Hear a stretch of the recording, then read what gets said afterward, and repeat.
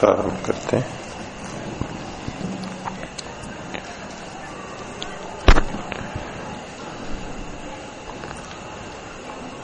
मन में परमात्मा की भावना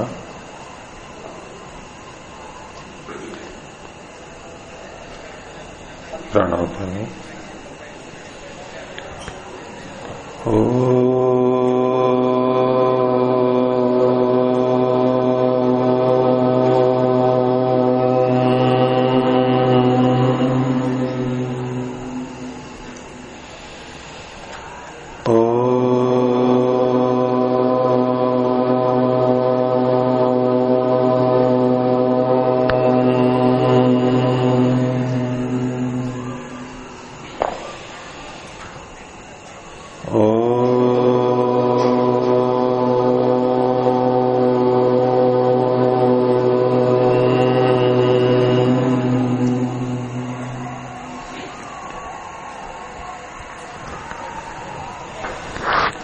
कल क्लेशों की अवस्थाओं के बारे में बात रखी थी। आप लोगों को जिनको पूछना हो वो पूछ सकेंगे। पहले मैं पूछ लेता हूं कल के बारे में। तो क्लेशों की अवस्थाएं क्षिप्त नहीं, प्रसुप्त, तनु, विच्छिन्न और उदार और एक दग्ध बीज भाव अवस्था, 5 हो गई। तो इनमें से उदार अवस्था का क्या तात्पर्य है आप बताएंगे? पीछे पीछे आप थे कल? नहीं थे। आप बताइए इनके, आपके बगल में इधर आप बताइए उदार का मतलब। आप थे कल? अच्छा, ये कल किस विषय में चर्चा चली थी, कुछ वो बता दीजिए। मन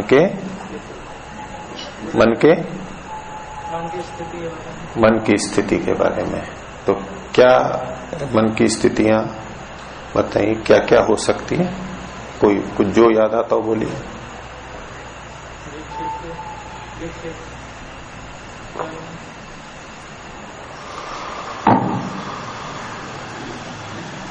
अच्छा,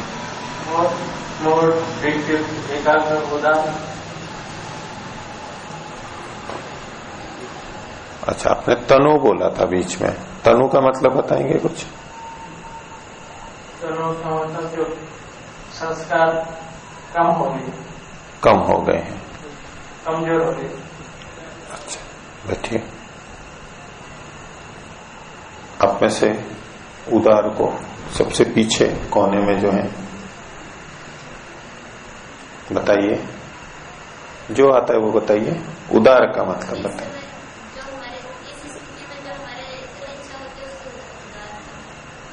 हाँ, इच्छा के साथ साथ द्वेष भी, अनिच्छा को भी कह सकते हैं। जब हमारे क्लेश, विपरीत विचार, राग द्वेष मोटे तौर पे ले लीजिए, वो जब उभरे हुए होते हैं, प्रकट होते हैं, उसे उदार कहते हैं। ठीक है। दूसरी और कौन सी स्थिति इधर वो कोने में से बताएंगे? कोने में जो है आप बताएंगे? बताइए, कुछ भी बताइए। आप थे कल?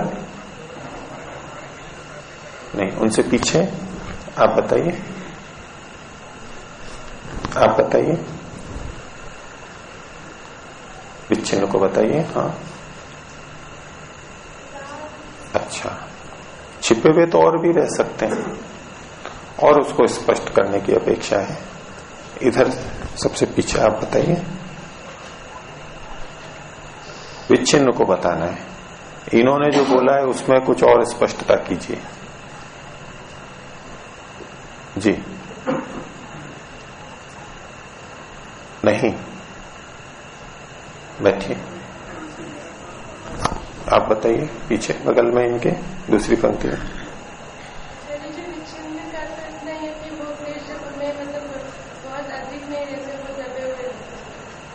तो वो तो तनु में भी अभी बात स्पष्ट नहीं हुई। और उधर बताइए।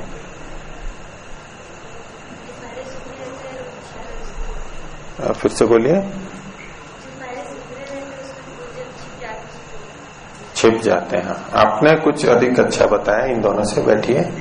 और कोई खोलेंगे आप में से इसको? बताइए।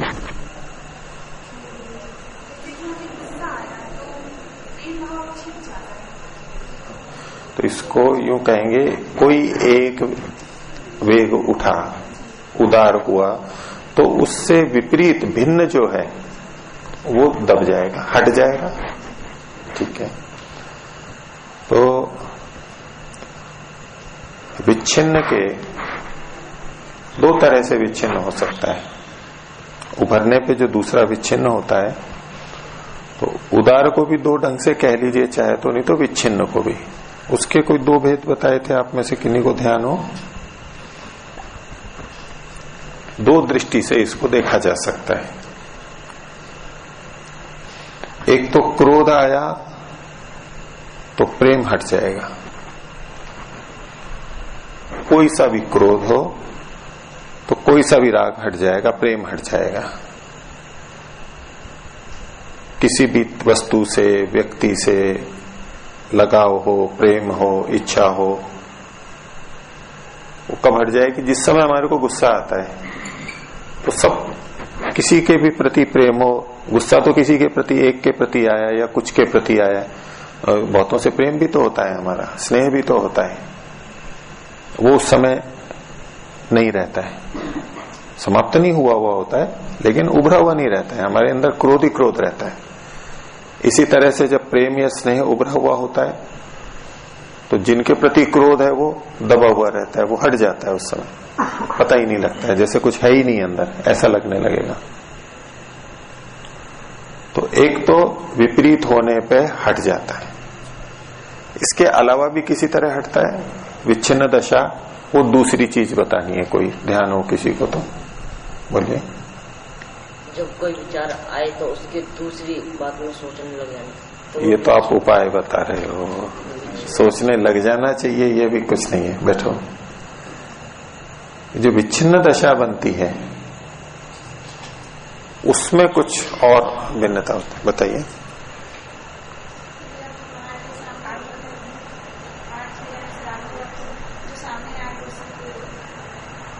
उसके साथ एक बात और जोड़ दो, जो आप ठीक बोल रहे हैं बिल्कुल, इसके साथ थोड़ी सी बात और जोड़ दो। जो सामने है वो रहेगा और बाकी हट जाएगा। तो वो जो बाकी का हटा है वो राग हटा था या क्रोध हटा था? राग भी हट जाता है। बैठिए। एक तो यह है राग की स्थिति है तो क्रोध हट जाएगा, क्रोध की स्थिति है तो राग हट जाएगा, किसी के भी प्रति जो भी है, छोटा बड़ा अधिक। ये तो एक बात हुई। दूसरी बात यह है कि किसी एक के प्रति हमारा राग अभी उभरा हुआ है, उदार अवस्था में है, तो अन्य भी बहुत से लोगों के प्रति जो राग है वो अभी उभरा हुआ नहीं रहेगा। राग ही उभरा हुआ है और राग ही विच्छिन्न हो गया है। अब हमारे सामने जो हमारा अतिथि आया, कोई परिवार का व्यक्ति आया, तो उस समय उसी से ही हम अच्छी तरह बात करते हैं, प्रसन्न होते हैं, देखते हैं, उससे उसके हालचाल पूछना चाहते हैं, अपने बताना चाहते हैं।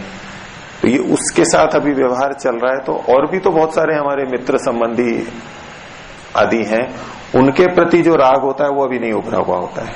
जो सामने आया है उसके प्रति हमारा प्रेम उभरता है, हम उसको कुछ खिलाना चाहते हैं, पिलाना चाहते हैं, उसको कुछ सुख सुविधा देना चाहते हैं इत्यादि। बाकी सबके प्रति हट जाता है। ये दूसरी तरह से विच्छिन्न होता है, यानी समान भावना ही विच्छिन्न हो रही है, लेकिन व्यक्ति का भेद है या वस्तु का भेद है। जिस समय एक मिठाई खा रहे हो, जब आपके सामने रसगुल्ला हो तो दूसरी मिठाई रसमलाई लो। रसमलाई याद आती है क्या? आ भी सकती है, लेकिन उस संभावना कम है उसकी। जो खा रहे हैं बस उसी के प्रति ही है। आपके पास सामने थाली के में 10 चीजें आ गई हैं, खट्टी मीठी चरफरी सारी, जो आपको पसंद है, घी भी है, दही भी है, फल भी हैं। अब जो फल हैं 2-4 वही सामने रहेंगे। अब दूसरे फल, अगर इसमें हम सुख ले रहे हैं, अच्छा लग रहा है, तो दूसरे फल याद नहीं आएंगे अभी। अब उसी को ही सेवन करते हैं। वो उसी के संबंध में हमारा राग या इच्छा उभरी भी रहती है, बाकी की हट जाती है। ये भी एक विच्छिन्न का प्रकार है, इन्होंने बिल्कुल ठीक कहा। और यदि इसी बात को दूसरे पक्ष में लेना चाहे द्वेष की, तो क्या कहेंगे? बात वो की वही है, कुछ नई नहीं पूछ रहा हूं, लेकिन इसको अगर द्वेष या क्रोध, ईर्ष्या, इन चीजों में घटा करके देखें तो आप बताइए। इधर से 5वीं संख्या पे जो है, हाँ आप बताइए।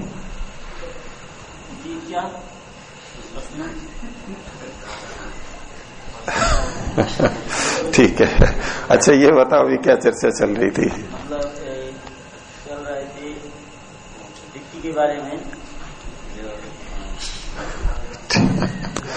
रुको, देखो इन्होंने विच्छिन्न दशा के बारे में कहा। ठीक है, आप कल थे क्या? कल थे, ठीक है। तो इन्होंने विच्छिन्न दशा के बारे में बताया। आप बता सकेंगे कुछ, विच्छिन्न दशा क्या होती है? बताइए। एक वृत्ति से दूसरा वृत्ति आ जाए, उसको विच्छिन्न कहते हैं। ठीक है, एक वृत्ति कह लीजिए, भावना तो विचार कह लीजिए, ठीक है। एक वृत्ति उठी तो दूसरी हट गई, इसका उदाहरण दीजिए कोई। जैसे कि प्रेम भाव है और उसमें एक प्रेम भाव हो गया, उसका विपरीत देख लीजिए, द्वेष हो गया, क्रोध हो गया, हाँ वो हट जाता है। कोई ये दाब जाए, कोई ये मतलब एक उभरेगा तो दूसरा हट जाएगा। यहां तक आपने ठीक बोल दिया। अब इससे अगली बात चल रही थी, कुछ कह सकेंगे उसके बारे में जो इन्होंने बताया था? एक और तरह से विच्छिन्नता होती है। बैठिए बैठिए, इनसे पीछे वाले, हाँ तो सिर नीचे करके क्यों बैठे हुए थे? नजर नहीं पड़ जाए? ऐसे व्यक्तियों पे जल्दी नजर पड़ती है। कभी आपको बचना हो तो चतुराई से यूं बचो कि निडर होकर के बैठे रहो यूं सामने।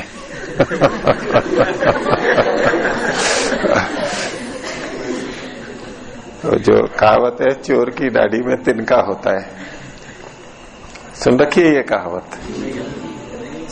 नहीं सुन रखी? नाम तो सुना होगा ना, इसके पीछे की कहानी नहीं भले ही नहीं सुनी होगी। तो पहली बात तो ये कि चोर केवल पुरुष होते हैं।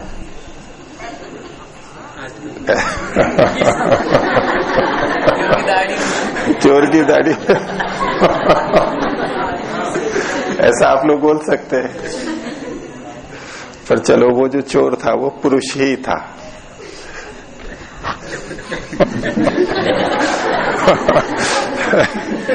आप लोगों के लिए लगाना होगा तो आपके बाल में कह सकते। तो एक कहानी बताई जाती है, ये मनोवैज्ञानिक रूप से प्रयोग किया गया चोर को पकड़ने के लिए। तो बहुत सारे व्यक्ति थे, चोरी किसी ने कर दी और पता नहीं लग रहा था कि कौन चोर है, कोई बता नहीं रहा था। तो एक चतुर था, कोई जो भी मंत्री वगैरह होंगे, उन्होंने कहा मैं निकलवाता हूं। उन्होंने एक नाटक रचा, ऐसा सबको बुला लिया, बोले मेरे को पता लग गया है कि कौन चोर है, मेरे को पता लग गया है कि कौन चोर है, पूरे विश्वास के साथ में। बोले मैं बताता हूं। तो सबने कहा बताइए। बोले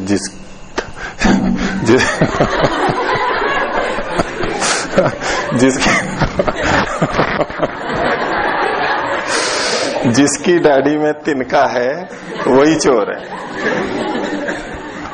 क्या कहा उसने? वही चोर है। तो एक व्यक्ति ने यूं देखा एक व्यक्ति ने यूं देखा कि कहीं कहाँ है तिनका।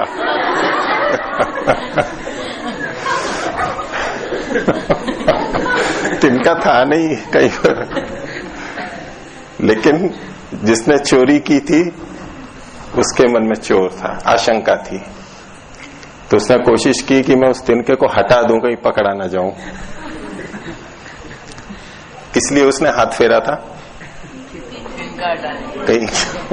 क्योंकि जब सामने वाले पे विश्वास हो गया, इसने कहा मेरे को पक्का पता है कि कौन चोर है। और जब कहा कि चोर वो है जिसकी दाढ़ी में तिनका है, तो मैंने कहा जल्दी से तिनका हटा दूं मैं। और जैसे ही उसने यूं हाथ किया तो उसको, दूसरे को तो पता थोड़ा था कि कौन है चोर। तो मैंने कहा ये चोर है, ये चतुराई से पता लगा लिया। तो जिसको आशंका होती है वो अधिक सजग होता है, वो कुछ अलग गतिविधियां करता है। तो अगर कोई आपको कभी बचना हो आगे से प्रश्न से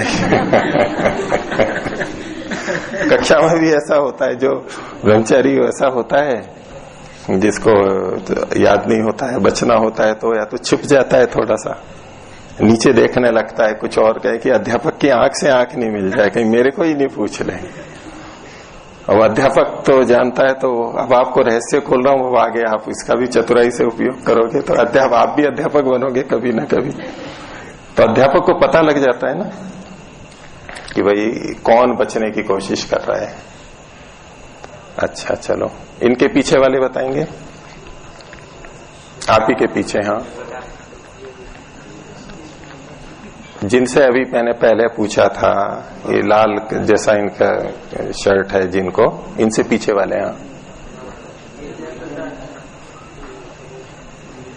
नहीं बताएंगे? चलो उनसे पीछे वाले बताओ। अब आप लोगों को तो प्रश्न पूछने का अवसर ही नहीं मिलेगा आज। आपको ये बताना है कि विच्छिन्न दशा का एक प्रकार इन्होंने बताया, दूसरा प्रकार इन्होंने भी बताया था, वो क्या है? हाँ, फिर से बोलिए। हाँ हाँ, ये तो पहली बात है। जो बोला आपने वो ठीक बोला, इन्होंने भी दोहराया था। इससे आगे की एक बात और चली थी, वो बताएंगे, फिर उससे अगला प्रश्न जो मैं कर रहा था वो तब आएगा। बैठिए, इधर बताएंगे वो सबसे पीछे वाले, कोने वाले।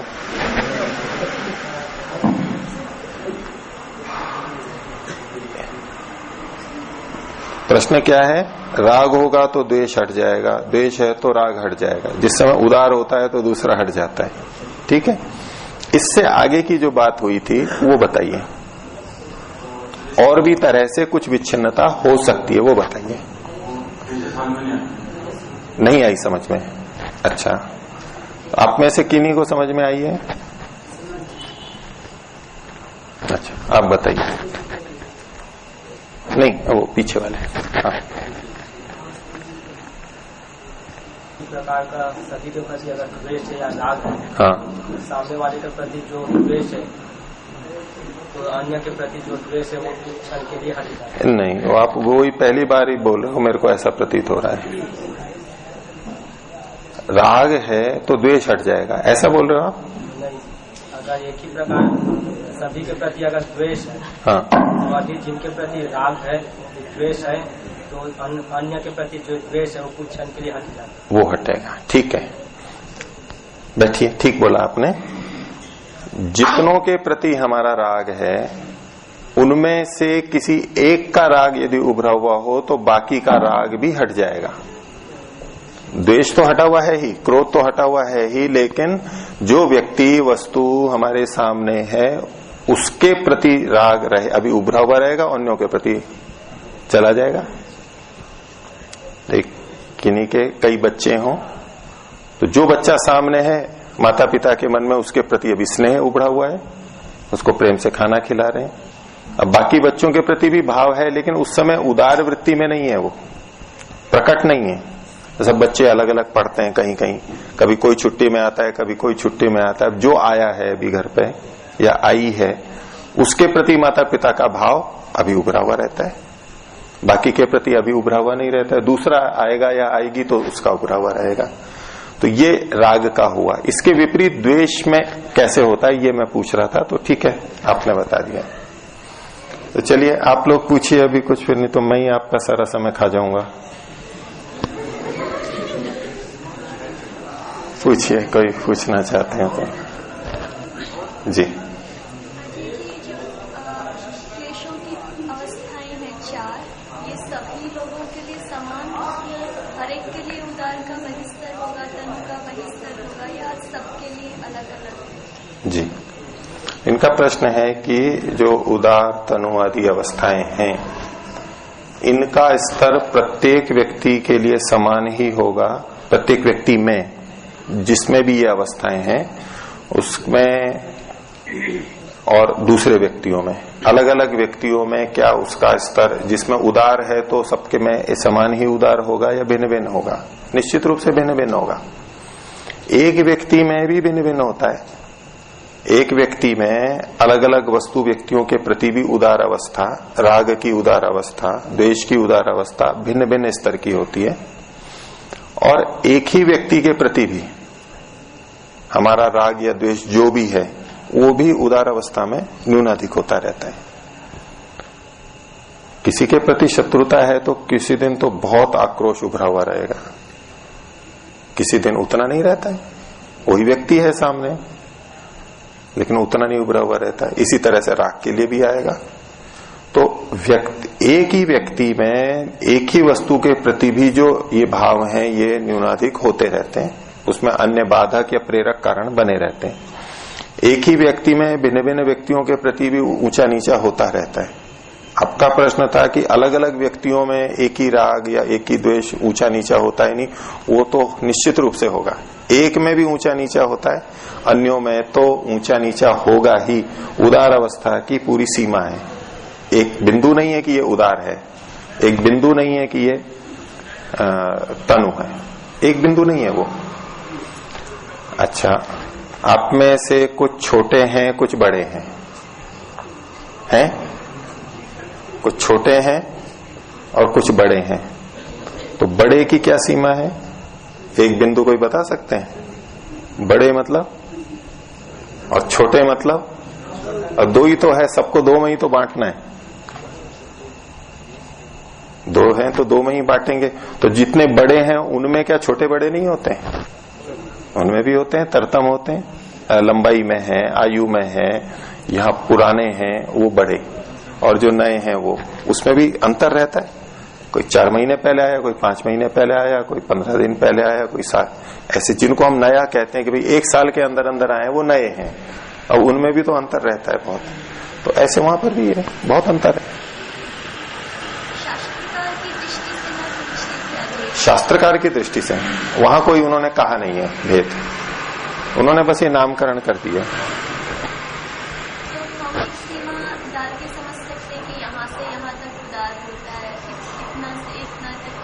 ऐसा तनु होता है, हम कह सकते हैं। कैसे कह सकेंगे, उसमें हम गणित का सहारा लेंगे। जैसे कल भी मैंने बात रखी थी एक समझाने के लिए कि आखिर कैसे हम निर्धारण करें। तो पूरा उदार, इसके लिए हम 100 संख्या दे देते हैं। वो पूरा उदार कितना है, कितना ऊंचा है, वो जितना भी आप कल्पना करें, उसको 100 संख्या दे दी हमने। और बिल्कुल तनु हो गया है, उसको हमने 1 संख्या दे दी। कमजोर हो गया ना। तो अब कहां पर निर्धारण करें कि कहां से तनुत्व कहेंगे और कहां से उदार अवस्था ही कहेंगे? अब 100 किसी की तीव्रता हो, इंटेंसिटी हो। अब 100 से अगर वो 95 आया है तो हम कहेंगे तनु हो गया है।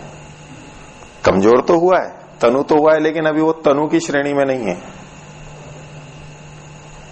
उच्च में ही, अभी कम तो हो गया है।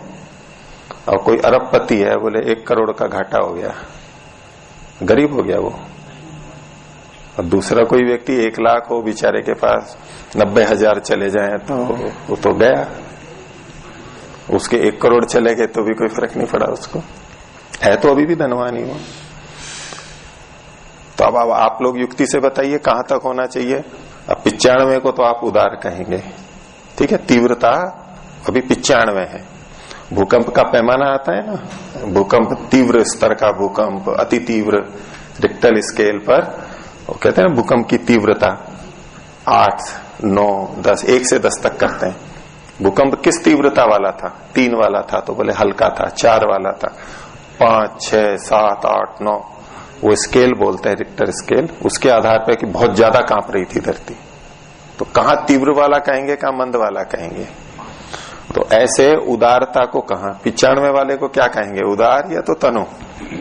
उदार कहेंगे। चलो 75 वाले को उदार ही कहेंगे। तो कहां तक आ जाओ नीचे?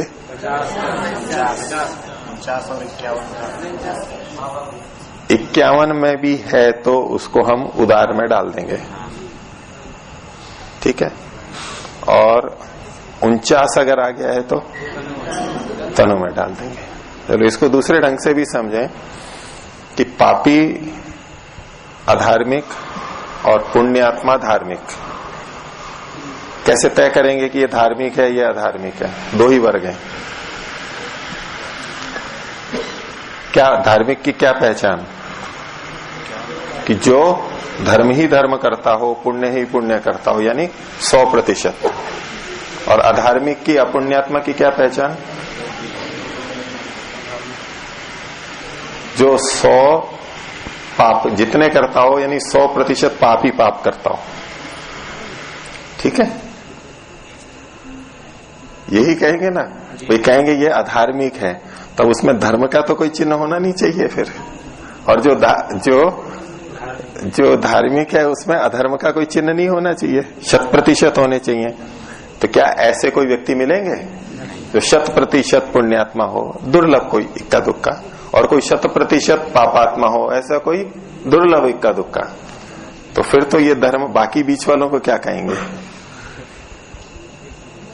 तो अब यहां भी इसी तरह से होगा। गणित का एक सरल सी बात है जिसका हम सहारा ले रहे हैं। आप देखिए, जिसके 90 तो पाप होते हो और 10 पुण्य होते हो, उसको किस में डालेंगे? अधार्मिक में ही डालेंगे। और कहां तक डालेंगे? 60 और 40 वाले को किस में डालेंगे? 60 पाप हैं और 40 पुण्य है, उसको किस में डालेंगे? अधार्मिक में ही डालेंगे। और कहां तक डालेंगे? 51 तक तो कर सकते हैं। 51 जिसके अधर्म कार्य हैं, 49 जिसके पुण्य हैं, उसको भी किस में डालना होगा? हमें अधार्मिक में डालना होगा। और उलट दीजिए इसको, 51% जिसके शुभ कर्म हैं और 49% पाप कर्म है, उसको किस में डालेंगे? उसको धार्मिक में डालेंगे। अंतर तो 2% का है, लेकिन आप कहीं तो सीमा बनाएंगे, ये युक्ति संगत है। अच्छा, और जिसके 50 बराबर है, उसको धार्मिक मानेंगे अधार्मिक मानेंगे? अब इसमें मतभेद है आप में। धार्मिक मानना चाहिए। क्यों? 50-50 है तो क्यों धार्मिक माने? अधार्मिक क्यों ना मान लें उसको? कोई कारण बताइए। नहीं, घटते उल्टा भी हो सकता है, ये कोई बात वो पहले पुण्यात्मा हो, 70% पुण्य करता हो, 30% पाप करता हो, और पाप की संख्या बढ़ा ली उसने, अब 50-50 पे आया है। अच्छा, ठीक है, चलो एक ये आधार है, ये एक युक्ति है कि पाप को कम करते करते 50 पे आ रहा है तो पुण्यात्मा, और अपने पाप पुण्य को कम करते हुए आ रहा है तो अधार्मिक के अंदर है। चलो मान लिया। और कोई?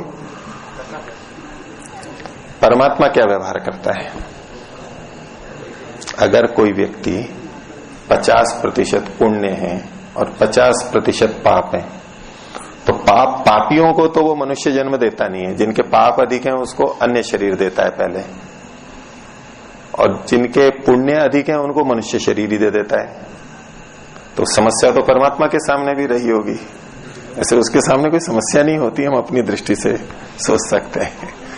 तो जब 50-50 पाप और पुण्य हो उसको क्या दें, तो परमात्मा क्या निर्णय करता है, मनुष्य शरीर दे देता है, अर्थात उसको पुण्य वाले पक्ष में रखता है। इन्होंने ठीक उत्तर दिया।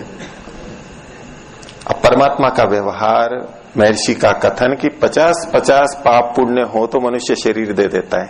अब इस सूत्र को हम भी पकड़ लेंगे यहां पर कि जो जिस व्यक्ति के 50 पाप और 50 पुण्य है उसको हम पुण्यात्मा में ही ले लेंगे। उदारता है तो हमें भी वैसा ही उदार बनना है। परमात्मा ने जैसा, मान लो परमात्मा ऐसा निर्णय कर सकता है तो हम क्यों नहीं कर सकते? कोई अन्याय अत्याचार तो है नहीं है। बड़ों को देख के या परमात्मा के व्यवहार को देख के हमने भी कर लिया। एक तर्क आपका भी है जो दोनों तरफ आपने रखने को कहा, लेकिन ये मैं शब्द प्रमाण का प्रयोग करते हुए कह रहा हूं कि ये भी एक शैली है। तो हम उस पे आते हैं अपने उदार और तनु के ऊपर। वहां भी ऐसा ही लगेगा। यदि 50 से अधिक वाली स्थिति है तो हम कहेंगे उदार है, लेकिन उदार कम उदार है, और अधिक है तो कहेंगे 75 से अधिक है तो भाई अधिक उदार है। ऐसी तनु में 45 है तो भी तनु तो माना जाएगा, और एक 5 जितना है थोड़ा सा बचा है तो भाई बहुत अच्छा तनु हो गया है। ऐसा इस तरह हम विशेषण लगा के उसमें तरतम भेद भले ही कर लें, लेकिन 2 वर्गीकरण करेंगे तब इसमें तरतम बहुत हो जाएंगे। अब बोलिए। परस्पर की अपेक्षा से तो कुछ नहीं ना, जैसे सबके लिए उदार की एक सीमा तय कर दी जाए। व्यक्तिशः भेद होगा ना, एक व्यक्ति को जैसे 50 बार, एक माह में 50 बार गुस्सा आता है, दूसरे को जो है वो 10 बार ही आता है। तो 50 वाले के लिए जो है वो 25 तक आ जाएगा तो वो मतलब तनु में चला जाएगा। तनु में चला नहीं जाएगा वो। मैं तीव्रता की बात कर रहा हूं अभी तो, और अब संख्या में है तो तीव्रता और संख्या दोनों को मिला लीजिए, मिला करके। तो अगर उसके मान लो 50 बार आता है गुस्सा, तो आप उसके सापेक्ष तो देख रही हैं कि 50 आता है तो अब 25 बार वो कर रहा है, तो अब उसको तनु कोटि में ले आएंगे। लेकिन सब मनुष्यों के व्यवहार को देखिए, एक को बिल्कुल गुस्सा नहीं आता है। अब उत्तर दे रहा हूं मैं, पूरे की दृष्टि से देखेंगे कि जिसको बिल्कुल भी गुस्सा नहीं आता वो है, और एक इसको 25 बार आता है। ये 25 बार आता है या 10 बार भी आता है, उसको 50 से 10 बार ले आया, लेकिन वो भी अभी ज्यादा है उधर। उसकी अपनी दृष्टि से तो 25 में आपने आधा कर लिया, ऐसा नहीं। कुल मिला के स्थिति, एक बिल्कुल गुस्सा नहीं आना और एक बहुत गुस्सा आना। विपरीत स्थिति होने पर यदि आधे अवसरों पर ही वो गुस्सा करता है तो कह सकते हैं कि हाँ अब गुस्सा तनु की स्थिति में आ गया। जितने आलंबन होते हैं उन सब की स्थिति में वो आधी जगह अपने को संयमित रख लेता है, आधी जगह गुस्सा कर लेता है, तो हम कह सकते हैं कि हाँ तनु का प्रारंभ हो गया है। और आधी जगह से ज्यादा में वो गुस्सा करता है, 10 अवसर आते हैं तो 6 जगह 7 जगह गुस्सा कर बैठता है, 2-3-4 जगह ही संयम कर पाता है, तो अब ये अधिक वाले में चले जाएंगे।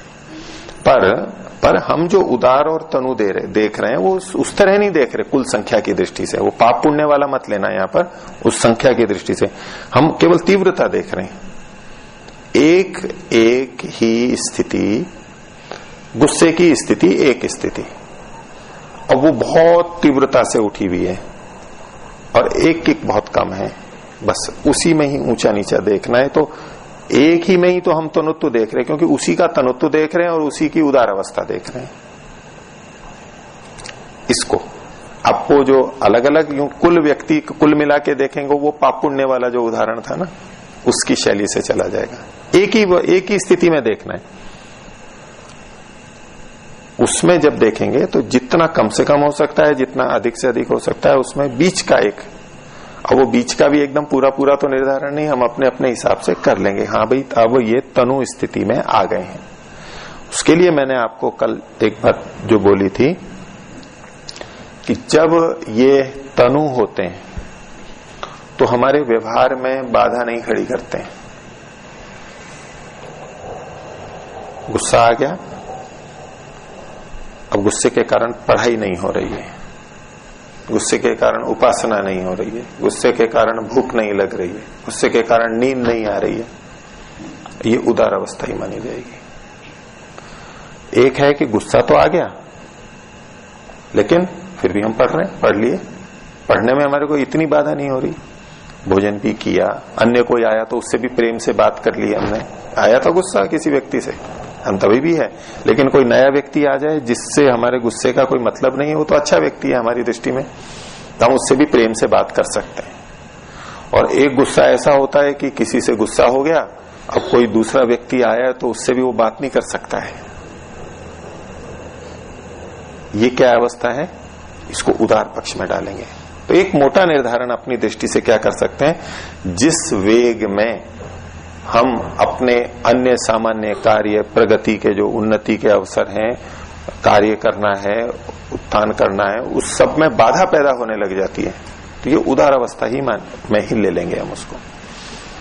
और थोड़ा बहुत परेशान कर रहा है तो कोई बात नहीं है। मान लो खाने में किसी को स्वाद आता है, कोई भोजन बहुत रसीला चाहिए उसको, अब वो केवल इतना है कि खाने के समय जाएगा, स्वादिष्ट भोजन है, स्वाद लेके खाएगा, आ गया, अब उसको पढ़ते समय भोजन याद नहीं आ रहा है, उसको ये इच्छा नहीं कर रही है कि हरिद्वार जाऊं और उस दुकान पे जाकर के, और क्या कहूं मैं आपको, दूध जलेबी हो या तो कोई ऐसा विशेष पकवान हो या रबड़ी हो, वो जाके खानी है मेरे को, उस कंपनी की आइसक्रीम चाहिए, उस कंपनी की चॉकलेट चाहिए, वो ढूंढता फिरेगा कहाँ है, पूछेगा कहाँ दुकान है, ये सब कुछ नहीं करेगा। वो इच्छा है उसको खाने की, मिलेगी तो वो स्वादिष्ट अच्छे स्वाद लेके खाएगा भी, लेकिन कार्यों में कहीं बाधा नहीं हो रही है उसको।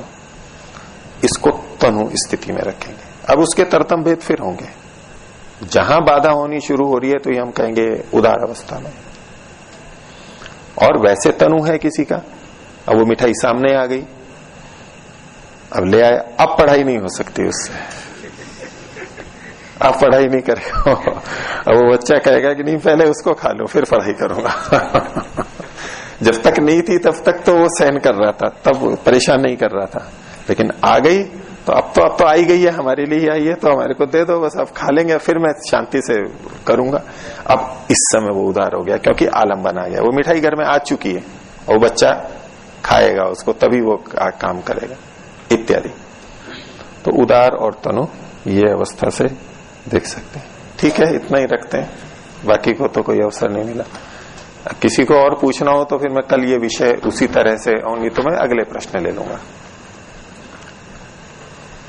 तृप्त हो गए हैं सब?